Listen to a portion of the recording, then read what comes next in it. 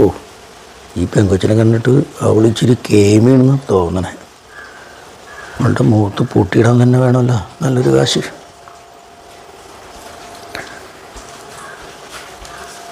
മോളെ ആർക്കിട്ടാ കൊടുക്കണ്ടേ?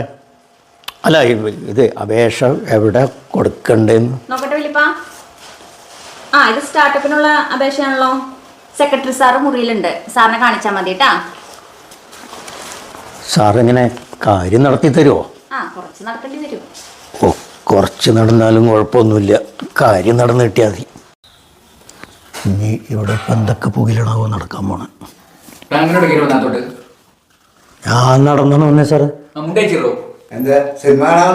അയ്യേ, മുണ്ടഴിക്കാനാ?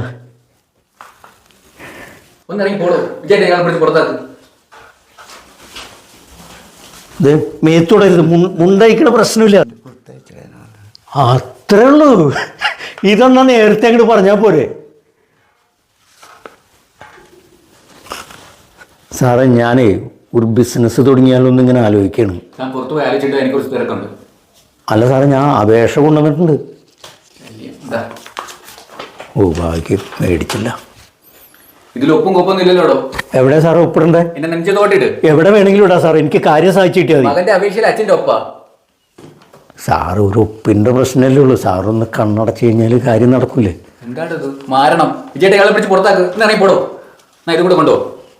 ഒന്നും നടക്കൂല എന്ന് വെച്ച് കഴിഞ്ഞാൽ ഇപ്പം എന്ത് ചെയ്യും? എന്തൊരു കഷ്ടം നോക്ക്.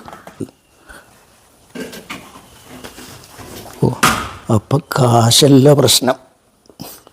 ചിലപ്പോൾ ഇനി കളസോടാഞ്ഞിട്ടായിരിക്കും. അടുത്ത പ്രാവശ്യം വരുമ്പോൾ എന്തായാലും കളസിട്ടിട്ട് വരണുള്ളൂ.